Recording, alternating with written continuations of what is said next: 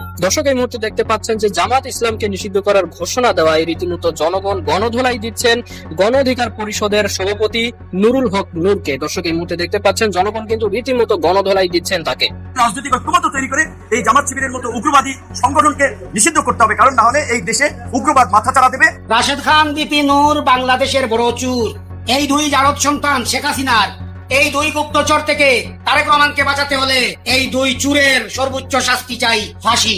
শেখ হাসিনা যে কথাগুলো বলতো ওই একই কথাগুলো তো বিভিন্ন সাহেব আপনি বলতেছেন এই জামাতকে নিষিদ্ধ করতে হবে। ওই একই কথা কিন্তু বলে এখন দিল্লিতে আছে। নিষিদ্ধ করার 3-4 দিন পরে কিন্তু চলে যাইতে হয়েছে। ওই কথাগুলো মুখে আনেন না, খেপায়েন না ভাই। এই নুরুল হক নূরের প্রধানমন্ত্রী তারেক রহমান সাহেবকে ভারত নেওয়ার জন্য এত পাগল কেন জানেন? দুটা কারণ। এক নম্বর কারণ হলো, ভারত যদি তারেক রহমান সাহেবকে নিতে পারে তাহলে তাকে হত্যা করবে, আর হত্যা করে ভারতে থাকা যে আওয়ামী লীগের নেতৃবৃন্দরা আছে তাদের উপর দোষ চাপাবে। তুরস্ক চাচ্ছে বাংলাদেশ যেন এই মক্কা সামরিক চুক্তিতে জয়েন করে, বাংলাদেশকে সাথে নিতে চাচ্ছে। পাকিস্তানও এটা চাচ্ছে।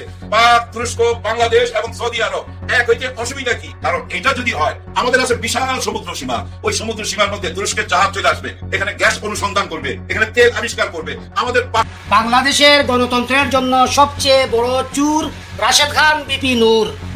রাশেদ খান, বিপি নূর বাংলাদেশের বড় চুর। এই দুই চুরের বাচ্চা চুর সব দল করেছে, জামাত করেছে, এনসিবিতে আসিল, বিএনপিতে আসিল, আওয়ামী লীগে আসিল, শেখ হাসিনারে মা ডাকছে। এই দুই জানোয়ার, এই দুই কুলাঙ্গার, এই দুই জারদ সন্তান শেখ হাসিনার আজকে বিএনপির সবচেয়ে বড় নেতা। আজকে বিএনপির স্থায়ী কমিটির সদস্য এই রাশেদ খান আর বিপি নূর সেরা দুইটা বাংলার চুর। আমি তারেক রহমান সাহেবকে, বিএনপির শীর্ষস্থানীয় নেতৃবৃন্দকে, স্থায়ী কমিটির সদস্যকে আকুল আহ্বান, উদার্ত আহ্বান জানাই, শুধু একটা নির্বাচন দেন। হাবুট নাবুটের মতো বিপি নূরকে, রাশেদ খানকে বিএনপির তৃণমূল থেকে কোটি কোটি বিএনপির জনগণ ভালোবাসে কি না, নাকি তাদেরকে চুর বলে, না তাদেরকে ডাকাত বলে, না ওরা আসলে কারা, ওরা যে দালাল তার প্রমাণ পাবেন।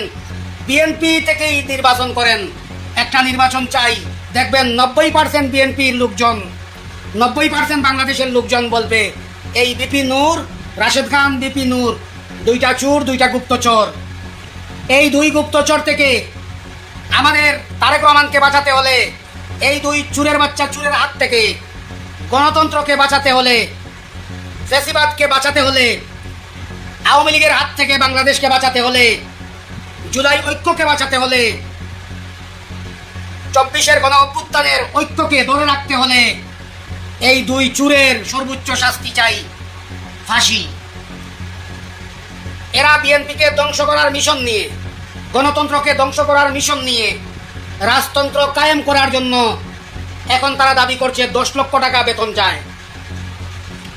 যে দেশের বাঙালি মানুষ ভাত খাইতে পারে না, যে দেশে কারেন্ট নাই, বিদ্যুৎ নাই, গ্যাস নাই, যে দেশে আসিয়ার মতো ছোট্ট শিশু ধর্ষণ হয়, যে দেশে শত শত মানুষ না খেয়ে মারা যায়, যে দেশে মানুষ কারেন্টের বিল 10 গুণ বেশি দিয়েও কারেন্ট পায় না, সেই দেশে এই কুলাঙ্গারের বাচ্চা তার বেতন দাবি করে 10 লক্ষ টাকা।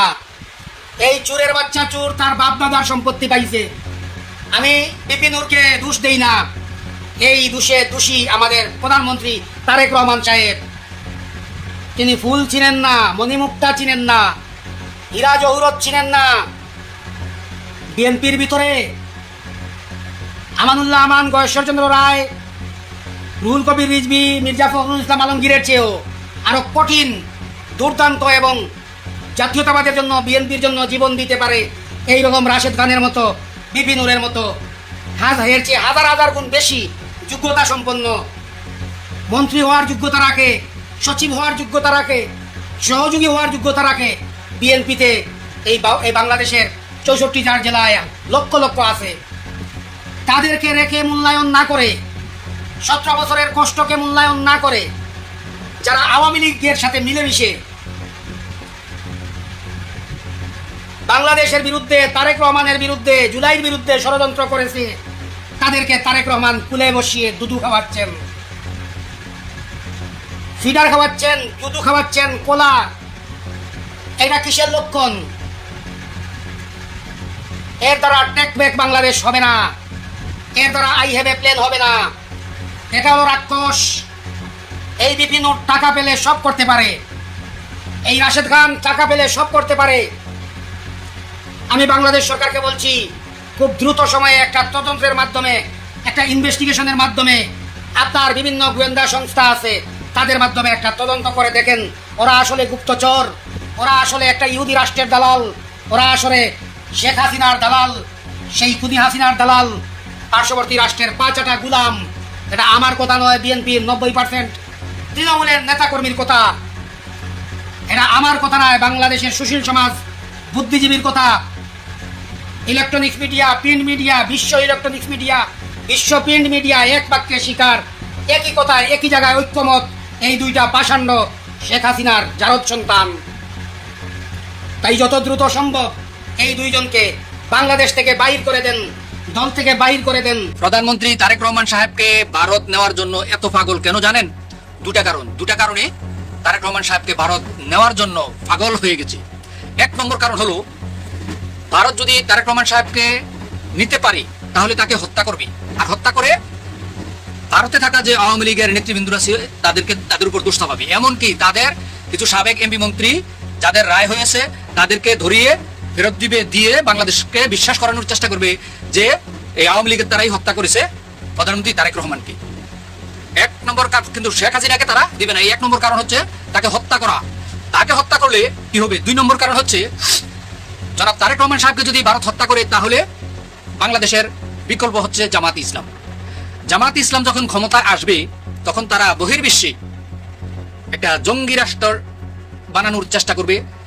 কারণ জামাত ইসলামের ইরান, পাকিস্তান, এমনকি তুরস্ক, রাশিয়া এদের সাথে সুসম্পর্ক। তাই ভারতের জন্য অতি সহজ হবে যে বাংলাদেশকে একটি জঙ্গি রাষ্ট্র বানানোর জন্য। সেই জন্য তারা তারেক রহমান সাহেবকে ভারতে নিয়ে তাকে হত্যা করে আওয়ামী লীগের নেতৃবৃন্দদেরকে ধরিয়ে দিবে, এমনকি হাদি হত্যার আসামিদেরকে ফেরত দিবে, ইয়াসিনা সাবেক স্বরাষ্ট্রমন্ত্রী কামালকে ফেরত দিয়ে তারা চেষ্টা করবে বাংলাদেশের মানুষের বিশ্বাস অর্জন করার জন্য যে হ্যাঁ আওয়ামী লীগের তারাই হত্যা করেছে। না, জনাব তারেক রহমানকে আওয়ামী লীগের তারা হত্যা করবে না, তারেক রহমান সাহেবকে হত্যা করবে ভারত। ভারত হত্যা করার উদ্দেশ্য হলো, তাকে হত্যা না করলে জামাত ইসলামকে ক্ষমতায় দেখানো যাবে না। কারণ বিএনপি সরকারকে বহির্বিশ্বের আমেরিকা, ইউরোপ যত রাষ্ট্র আছে, পশ্চিমা রাষ্ট্রগুলি সব কটা আছে না, বিএনপি সরকার ক্ষমতায় থাকুক এটা চায়। কিন্তু জামাতকে চায় মুষ্টিমেয় কয়েকটা লোক, ইরান, পাকিস্তান, তুরস্ক, এ ধরনের কিছু লোক, ইসরায়েল, ভারত, আমেরিকা, ইউরোপ এগুলো চায় বিএনপি ক্ষমতায় থাকুক। কিন্তু বিএনপি যদি ক্ষমতায় থাকে, পিনাকি ভট্টাচার্য এবং সাংবাদিক ইলিয়াসের বিরুদ্ধে ভিপি নূর চরম ধৃষ্টতাপূর্ণ বক্তব্য দিয়েছেন, লিমিট ক্রস করেছেন। অবশ্য ভিপি নূর ইনস্ট্যান্ট শাস্তি পাচ্ছেন। আমরা সাথে সাথে দেখেছি যে ভিপি নূরের অবস্থা কি হয়েছে। আমি সাংবাদিক ইলিয়াস এবং পিনাকি ভট্টাচার্যের মতো দেশপ্রেমিক সাংবাদিক যারা গণতন্ত্রের পক্ষে গণতন্ত্রের বিরুদ্ধে সৈনিক, ফ্যাসিবাদের পতনে ফ্যাসিবাদের বিরুদ্ধে জনগণকে উদ্বুদ্ধ করতে এবং ফ্যাসিবাদের বিরুদ্ধে ন্যারেটিভ নির্মাণ করতে সবচাইতে যাদের বেশি অবদান তারা হচ্ছেন এই পিনাকি ভট্টাচার্য, সাংবাদিক ইলিয়াস। তাদের মতো এই মহান ব্যক্তিদের বিরুদ্ধে ভিপি নূরের মোসাদের দালাল, রয়ের এজেন্ট এবং মহা দুর্নীতিবাজ বিতর্কিত রাজনীতিবিদ এই ভিপি নূরের এবং বিচ্যুত ডেভিয়েটেড রাজনীতিবিদ ভিপি নূরের চরম অসভ্য কথার তীব্র নিন্দা প্রতিবাদ জানাচ্ছে। দর্শক, সাংবাদিক ইলিয়াস এবং পিনাকি ভট্টাচার্যদের সম্পর্কে কথা বলতে হলে, গালি দিতে হলে কয়েক হাজার বার ভাবতে হবে। প্রথম কথা হচ্ছে তারা মুসলিম, তারা হাসিনার বিরুদ্ধে অ্যাক্টিভিজম করে, আন্দোলন করে, সাংবাদিকতা করার কারণে তারা দেশে থাকতে পারেনি। তাদের পরিবারের লোকজন এক একজন মা বাবা মারা গেছে, শেষ মুহূর্তে কবর দিতে শেষকৃত্য আসতে পারেনি। ইলিয়াসের ক্ষেত্রে এটা ঘটেছে, পিনাকির ক্ষেত্রে এটা ঘটেছে।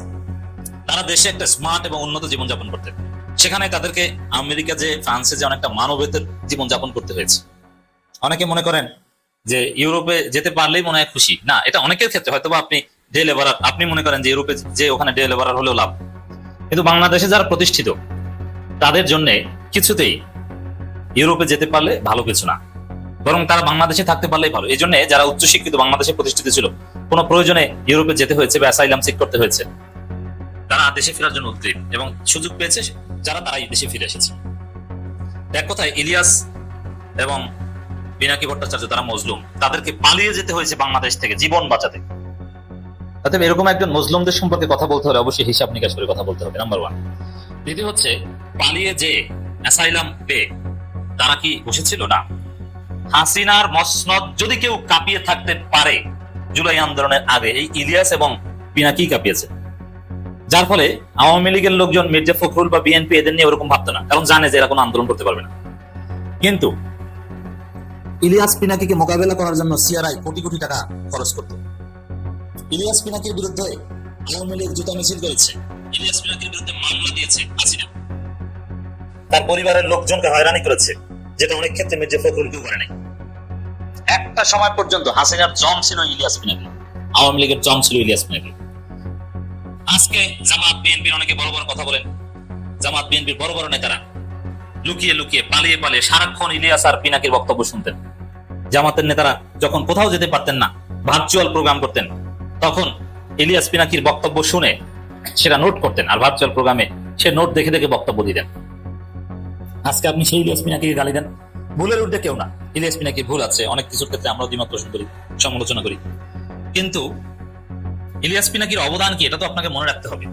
আজকে ভিপি নূর ইলিয়াস পিনাকিকে গালি দেয়, তুচ্ছ তাচ্ছিল্য করে বক্তব্য দেয়, কি বলে যে এরা ভিউ ব্যবসায়ী, ইউটিউবার, এদেরকে কেউ দাম দেবেন না, কেউ রিয়াকশন দিবেন না, এরা ডলার কামানোর জন্য এটা করে।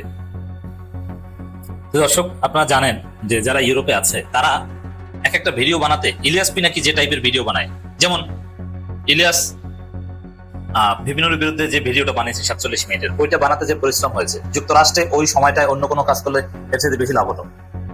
দেশের স্বার্থে, জাতির স্বার্থে এরা ভিডিও বানান, বক্তব্য দেন, জাতিকে সতর্ক করেন এবং জনগণ তাদেরকে গ্রহণ করে, তারাই সবথেকে জনপ্রিয়। তো তাদেরকে, শুধু তাদেরকে না, যে কোনো অনলাইন অ্যাক্টিভিস্টকে যারা ভিউ ব্যবসায়ী বলে তুচ্ছ তাচ্ছিল্য করে, আমি তাদেরকে গারুল এবং মূর্খ মনে করি। সে জামাতের মহানগরী আমির হলো, তাকে 14 গোষ্ঠী মূর্খ, রাজনীতি বোঝে না। যে অনলাইন অ্যাক্টিভিস্টদের ভিউ ব্যবসায়ী বলে গালি দেয়, ও জীবনে মেম্বার হতে পারবে না, ও জামাতের জেলা আমির হোক আর মহানগরী আমির হোক, লিখে রাখে। কারণ জানেই না যে রাজনীতিটা কি, পৃথিবীর রাজনীতিটা কিভাবে চলে। হাসিনার পতন হয়েছে যে প্রথমে অনলাইনে, এটাই জানে না, কারণ মূর্খ। তখন এই ইনফ্লুয়েন্সার, অনলাইন অ্যাক্টিভিস্ট, তাদের ভূমিকা কি ছিল মনে নাই? ফেসিবাদী আমলে রাজনীতি ছিলই তো এই ইউটিউব ফেসবুকের রাজনীতি। এখনো ইউটিউব ফেসবুকে যদি কোনো একটা বিষয় ঝড় তোলা যায়, ওইটি রাজনীতি। মাঠের আন্দোলন দিয়ে কিছু হয় এখন? হাসিনার আন্দোলনে, আই রিপিট, এবং হাসিনাদের বিশ্লেষণ এটা, মাঠে পতনের আগে তাদের অনলাইনে পতন হয়েছিল।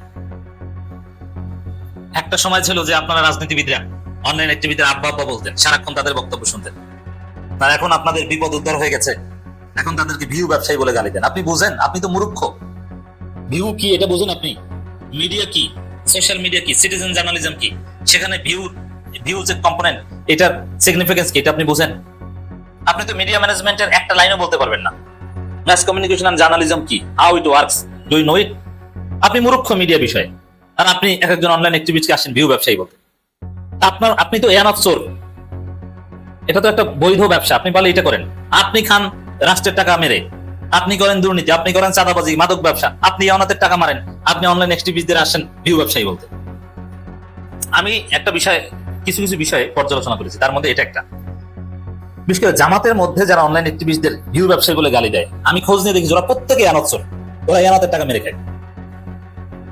তো দর্শক, এই ইলিয়াস পিনাকি ছিল একসময় রাজনীতির আমির, ওরাই ছিল সবার মাথার তাজ, হাসিনাকে দৌড়ের উপর রাখতো। এমনকি হাসিনা পালানোর পরও ধানমন্ডি 32 ভাঙা, এটা আওয়ামী লীগ ফেরার রাস্তা বন্ধ করে দিয়েছে, এটা পিনাকি ভট্টাচার্যের অবদান। ওদের মনোবল একদম ভেঙে ফেলেছে। আওয়ামী লীগ ভারতে পালানোর পর বিএনপি জামাতের কাউকে হত্যার হুমকি, জবাই করার হুমকি দেয়নি, কিন্তু আওয়ামী লীগ, হাসিনা নিজে পিনাকি ভট্টাচার্যের বিরুদ্ধে কয়েকবার বক্তব্য দিয়েছে। তাহলে বুঝেন যে পিনাকি ভট্টাচার্য কি। আপনার বিরুদ্ধে তো হাসিনা বক্তব্য দেয়নি। আওয়ামী লীগের লোকজন টেলিগ্রাম চ্যানেলে তাদের প্রোগ্রামে পিনাকি ভট্টাচার্যকে জবাই করার ঘোষণা দিয়েছে। এমনকি ফ্রান্সে জবাই করে প্রয়োজনে সেখানে 10 বছর 12 বছর জেল খাটবে, তারপরে তাকে জবাই করবে, এই ঘোষণা দিয়েছিল আওয়ামী লীগ। এরকম ফেসিবাদ বিরোধী, আওয়ামী লীগ বিরোধী দেশপ্রেমিককে তুচ্ছ তাচ্ছিল্য করে যা ইচ্ছা তা গালিগালাজ করেন বিভিন্ন, আমরা তীব্র নিন্দা প্রতিবাদ জানাই। হ্যাঁ, ইলিয়াস পিনাকি অবশ্যই ভুল আছে, তার আপনি রিফিউট করেন, তার সমালোচনা করেন, কিন্তু আপনি ইলিয়াস পিনাকিকে একদম ডিনাই করেন, ইগনোর করেন, মানে তারাই সবচেয়ে খারাপ, আপনি কথিত বিশিষ্ট ব্যক্তি। এটা চরম ধৃষ্টতা, এটা অতীতকে অস্বীকার। এটা অকৃতজ্ঞ আচরণ। বিভিন্ন টের পেয়েছেন, যেমন ইলিয়াসের বিরুদ্ধে ইলিয়াসের ভিডিওর পর নুরুল হক নূরের স্ট্যাটাসে হা রিয়াকশনের বন্যা। 1 লাখ রিয়াকশন হলে তার 90,000 হা রিয়াকশন। মানে সমাজে মুখ দেখানো যায় না এরকম পরিস্থিতিতে পড়েছে বিভিন্ন। মজা না? রাস্তাঘাটে বের হতে পারবেন না কিছু। এই অনলাইন অ্যাক্টিভিস্টরা কি পারে, সামনে আবার বিপদে পড়লে বুঝবেন। এরাই হাসিনার ফেসিবাদ থেকে আপনাকে উদ্ধার করার রাস্তা দেখিয়েছে এবং এখনো আপনাদেরকে সঠিক পথে ডিকটেট করছে এরা। সামরিক মহড়া ছিল, সেটা ক্যান্সেল করছে। কেন এই মহড়াটা ছিল? আমাদের মাননীয় প্রধানমন্ত্রী তারেক রহমান সাহেব যাওয়ার আগে একটু প্র্যাকটিস করতে হয়তো, বুঝছেন না? সেটা অনুষ্ঠান ছিল আজকে, কিন্তু সেটা ক্যান্সেল করছে এবং তারা নিজেরাই প্রচার করতেছে তাদের চ্যানেলগুলোতে। এটা তো একরকম বেজ্জতি না, যে আমার মেহমান আসার কথা ছিল আসবে না, এটা আমি নিজে কেন প্রচার করতে যাব? আর এই মেহমান যে যাবে এরকম কথা তো আমরা শুনি নাই। এরকম কিছু আপনারা শুনছেন?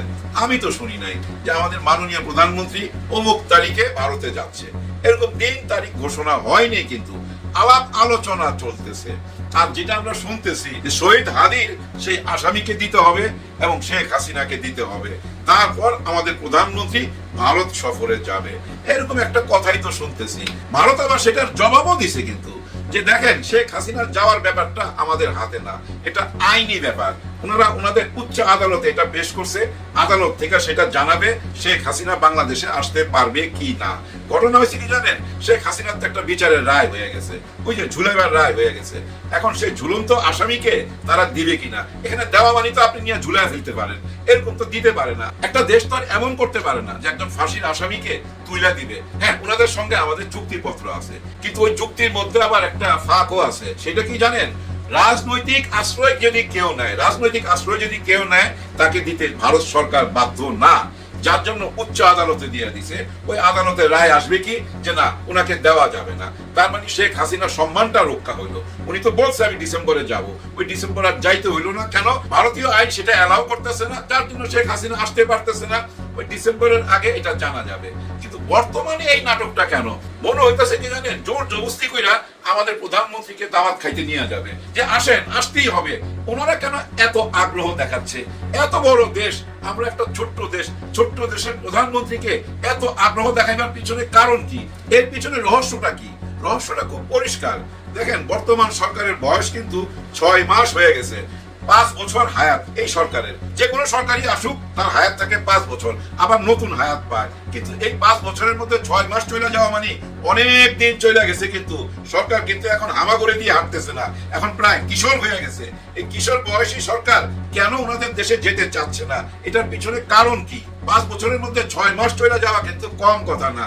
6 মাস হয়ে যাওয়ার পরও কিন্তু ভারতে যাওয়া হয় নাই, এটাই তো চরম সত্যি কথা।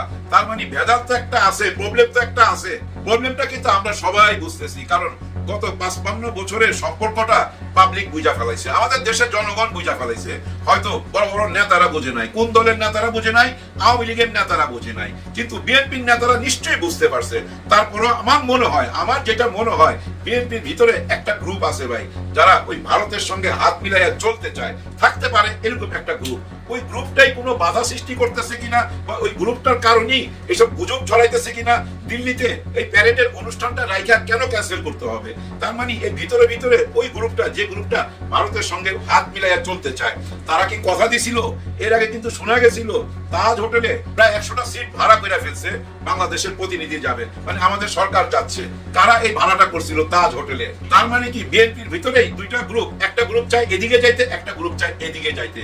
কিন্তু আমি মনে করি আমাদের মাননীয় প্রধানমন্ত্রী তারেক রহমান সাহেব 6 মাস যাবত কি দেশ চালাইতেছেন না? এই দেশ চালাবার সঙ্গে জড়িত ছিল ভাই ওনার শৈশব থেকেই। বাবার দেশ পরিচালনাও দেখছে, আর মায়েরটা তো দেখছে একেবারে যুবক হওয়ার পর। উনি যখন একেবারেই যুবক, বিয়ে শাদীও করে ফেলছে, তখনই তো বেগম খালেদা জিয়া সরকারের সাথে তো উনি অঙ্গাঅঙ্গি ভাবে জড়িত ছিল। তার মানে ওই অভিজ্ঞতা তো আছে, আর ওই অভিজ্ঞতার আলোকেই কিন্তু এখন পথ চলতেছে। আপনাদের নিশ্চয়ই মনে আছে ক্যান্টনমেন্টের একটা অনুষ্ঠানে বেগম খালেদা জিয়া গেছিল এবং ওইখানে আমাদের ডক্টর ইনুস স্যারও ছিল। দুজনের কথাবার্তা তো আপনারা শুনছেন মানে আমরা দেখছি, কথা শোনা যায় নাই, ওনারা পাশাপাশি বৈশাখ কথা বলতেছে হাসি মুখে, এটা কিন্তু আমরা দেখছি। এবং ডক্টর ইনুস স্যারের কিন্তু অনেক শ্রদ্ধাবোধ ছিল বেগম খালেদা জিয়ার প্রতি। আর জিয়াউর রহমানের প্রতি ওনার কতটা শ্রদ্ধাবোধ ছিল আপনাদের মনে আছে? আমাদের মহামান্য রাষ্ট্রপতি ফখরুল সাহেব যখন আমেরিকা থেকে আসলো তখন বলছে না পুরাই প্রতিচ্ছবি জিয়াউর রহমান সাহেবের। কার প্রতিচ্ছবি? জিয়াউর রহমানের সাহেবের প্রতিচ্ছবি খুঁজে পাচ্ছে উনি ডক্টর ইউনূস স্যারের উপর। ডক্টর ইউনূস স্যারের কিছু না কিছু বুদ্ধি পরামর্শ অবশ্যই তারেক রহমান সাহেব নিবে, এটা আমার ব্যক্তিগত ধারণা। কেন? উনি যে ভারতে না যায়া ওই যে চীনে গেল এবং মালয়েশিয়া গেল, যার জন্য জোর দিয়ে এই কথাটা বলতেছি। এখনো তো ভারতে যায় নাই, কবে যাবে সেটাও ঠিক হয় নাই। কিন্তু ভাই সবচেয়ে গুরুত্বপূর্ণ কথা কি জানেন? কেন ভারত চাইতেছে ভাই আসো আসো, কেন নিজেদেরকে ছোট করতেছে? এত বড় দেশ ছোট্ট দেশের কাছে কেন ছোট হইতেছে? দুই তিনটা কারণ হইতে পারে। একটা কারণ তো অবশ্যই এটা, উনার আশেপাশের যে দেশগুলা নেপাল, ভুটান এবং এই মালদ্বীপ, শ্রীলঙ্কা, চীন যারাই আছে তাদের সঙ্গে সম্পর্ক ভালো না। তাদেরকে দেখাইতে চায় বাংলাদেশের সাথে আমাদের সম্পর্ক ভালো, দেখো বাংলাদেশ আমাদের কাছে আসছে, এইটাই দেখাইতে চায়। কিন্তু আমি ব্যক্তিগতভাবে যেটা মনে করি ভাই, আপনারা নিশ্চয়ই শুনছেন এই কিছুদিন আগের কথা, 5-6 দিন আগের কথাই একটা নিউজ চারিদিকে ছড়াইয়া গেছিল, যেটা আবার ধামা চাপা পড়ে গেছে। সেটা কি ছিল? মক্কা সামরিক চুক্তি। হ্যাঁ, আপনারা নিশ্চয়ই শুনছেন মক্কা সামরিক চুক্তি। এই চুক্তিটা হয়েছিল কিন্তু পাকিস্তানের সাথে সৌদি আরবের। এই চুক্তিটা হয়েছে তুরস্কের সাথে সৌদি আরবের। এটা কি চুক্তি? যে এই সৌদি আরবে যদি কোনো দুশমন কখনো হামলা করে তাহলে পাকিস্তান প্রতিরোধ করবে এবং এই তুরস্ক প্রতিরোধ করবে। তুরস্কের ব্যাপারটা তো আপনারা জানেন, এই পৃথিবীতে এখন যে সামরিক অস্ত্র যারা বানায় এদের মধ্যে অন্যতম হচ্ছে এই তুরস্ক। এই তুরস্কের সামরিক সরঞ্জাম কিন্তু ব্যবহার হয়েছিল ওই অপারেশন সিন্দুরে, এটা তো আপনাদের মনে আছে। ওই তুরস্ক চাচ্ছে বাংলাদেশ যেন এই মক্কা সামরিক চুক্তিতে জয়েন করে, বাংলাদেশকে সাথে নিতে চাচ্ছে। পাকিস্তানও এটা চাচ্ছে, সৌদি আরব নিশ্চয়ই চাইবে। কারণ কি জানেন? এই বিএনপির সাথে সৌদি আরবের সম্পর্কটা ভাই অনেক গভীর। বিশেষ করে বেগম খালেদা জিয়ার সাথে ভাই বোনের সম্পর্ক ছিল। সৌদি বাদশা কিন্তু বেগম খালেদা জিয়াকে বোন ডাকছিল। আপনাদের মনে আছে? যখনই ওনার পায়ের কোনো প্রবলেম হইতো তখনই কিন্তু উনি সৌদি আরবে চলে যেত চিকিৎসার জন্য। ওই সৌদি আরবের প্রিন্সও চায় কিন্তু এই মক্কা চুক্তিতে বাংলাদেশ আসুক, কিন্তু বাংলাদেশ যাবে শুনছিলাম, গেলে তো ভাই মারাত্মক কাজ হয়ে যেত ভাই। হ্যাঁ ভাই, যাওয়া উচিত, কারণ এটা তো মক্কা চুক্তি, ইসলাম ধর্মের চুক্তি। আমার মক্কার আশেপাশে বা আমার মক্কার উপরে যদি কেউ আক্রমণ করতে চায় আমরা সবাই এক হইয়া প্রতিরোধ করব। এটাই তো এই চুক্তি। পাক, তুরস্ক, বাংলাদেশ এবং সৌদি আরব এক হইতে অসুবিধা কি? আপনারা একটু হিসাব করলেই ভাই করতে পারবেন। এই চীনও চায় কিন্তু বাংলাদেশ এই মক্কা সামরিক চুক্তিতে চলে যাক, এটাতে আমাদের অনেক বড় পাওয়ার বাইরে যাইতো ভাই। কয়েকদিন আগের ঘটনা আপনাদের বলি, এই যে একজন গোয়েন্দা আসছিল না, চিফ গোয়েন্দা, চিফ রয়ের চিফ, কেন আসছিল? এখন শোনা যাচ্ছে উনি আসছে এখানে বাংলাদেশে একটা রয়ের অফিস খোলা যায় কিনা সেই ব্যাপারে আলোচনা করার জন্য। চিন্তা করেন, এখনো রয়ের অফিস এখানে খুলতে চায়। আমি তো মনে করি ভাই কাটা দিয়ে কাটা তুলতে হয়, লোহা দিয়ে লোহা কাটতে হয়। এই রয়ের অফিস না কইরা এখানে পাকিস্তান গোয়েন্দাদের অফিস করা উচিত। হ্যাঁ ভাই, পাকিস্তানি গোয়েন্দারাই ভাই একমাত্র বুঝতে পারে রয়ের চলাফেরা, গতিবিধি, ওরাই সবসময় ওদেরকে ফলো করে। পাকিস্তানের গোয়েন্দাদের অফিস খোলা উচিত এখানে, লোহা দিয়েই তো লোহা কাটতে হবে, অসুবিধা কি? আর এখানেই হচ্ছে সবচেয়ে বড় ভয়, এই মক্কা চুক্তিটা যদি কইরা ফেলে বাংলাদেশ, আরেকটা ভয় তো কাজ করতেছেই, যে ওই চীনের সাথে আমাদের একটা করিডোর হওয়ার কথা, আমাদের তিস্তা মহাপ্রকল্প হওয়ার কথা, আমাদের মোংলা পোর্ট তাদেরকে দেওয়ার কথা, সেগুলো তো আছেই। কিন্তু সবচেয়ে বড় ভয় এই মক্কা চুক্তি, কারণ এইটা যদি হয় আমাদের আছে বিশাল সমুদ্র সীমা। ওই সমুদ্র সীমার মধ্যে তুরস্কের জাহাজ চলে আসবে, এখানে গ্যাস অনুসন্ধান করবে, এখানে তেল আবিষ্কার করবে, আমাদের পাশে থাকবে। এর মধ্যে তো আপনারা শুনছেন বগুড়াতে ড্রোন ফ্যাক্টরি হচ্ছে তুরস্কের সাথে। হ্যাঁ ভাই, এটা হতে যাচ্ছে।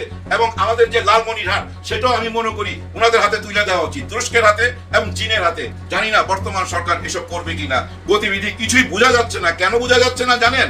এই সরকারের ভিতরের কিছু কিছু মানুষ এমন নোংরা কথাবার্তা বলতেছে, এইসব কথাবার্তা শুনলে মনে হয় কি জানেন, যে কোনো সময় বিরোধী দল এবং সরকারি দল একটা বিবাদ হয়ে যেতে পারে। 55 বছর পর আইসা বলতেছে ওই যে 71-এ গণধর্ষণ করছিল, 71-এ খুন খারাপি করছিল, সেটার বিচার হইতে হবে, তাদেরকে নিষিদ্ধ করতে হবে। ধৈর্যের পরীক্ষা দিতেছে তো জামাত। হ্যাঁ, জামাত ইসলাম শিবির কিন্তু ধৈর্যের পরীক্ষা দিতেছে, গণায় ধরতে চাচ্ছে না এইসব লোকজনকে। আর এই ধরনের নোংরামি যারা ছড়াচ্ছে, কার ইশারায় ছড়াচ্ছে? একটু আগে আমি বলছিলাম ভাই, বিএনপির মধ্যে হয়তো দুইটা দল হয়ে গেছে, দুইটা গ্রুপ হয়ে গেছে। একটা গ্রুপ ভাই এই নোংরামি ছড়াইবার জন্য এই নোংরা লোকটাকে উৎসাহ দিচ্ছে, আরেকটা গ্রুপ কিন্তু চুপচাপ আছে। যারা চুপচাপ আছে তারা কিন্তু মুখ খুলতেছে না। তারা যখন মুখ খুলবে, বিএনপি চুপ করে থাকা সেই দলটা যেদিন মুখ খুলবে, সেদিন অরিজিনাল রাজনীতিটা আমরা বুঝতে পারবো। আমরা অপেক্ষায় থাকি। শুধু এইটুকুই বলবো ভাই, শিক্ষিত হন, জ্ঞানী হন, প্রচুর লেখাপড়া করেন, প্রচুর সার্টিফিকেট নেন, জীবনকে আরো উন্নত করেন, কিন্তু মনটাকে এত শিক্ষিত করেন না, মনটাকে না অশিক্ষিত রাখেন। শিক্ষিত মন সবসময় ভাই হিসাব নিকাশের মধ্যে চলে যায়, আত্মীয়তার মধ্যেও স্বার্থ খুঁজে বেড়ায় ওই শিক্ষিত মন। যার জন্য মনকে অশিক্ষিত রাখতে হবে। মন যখন বেশি শিক্ষিত হয়ে যায় না, মানুষ মুনাফেক হয়ে যায়, বেঈমান হয়ে যায়। যে বেঈমানদেরকে আমরা এখন সামনে দেখতে পাই, বহুত উপকার নিছে এই জামাত ইসলাম থেকে। ভাই কোনোদিন কোনো মিটিং করতে পারতো না, লোকজন দিয়ে হেল্প করছে এই জামাত ইসলাম শিবির, টাকা পয়সা দিয়ে হেল্প করছে। আজকে দেখেন তারাই ছোবল মারতে চায়, কিন্তু ওরা জানে না জামাত ইসলাম আর শিবির কত বড় ওঝা। এরকম 20-10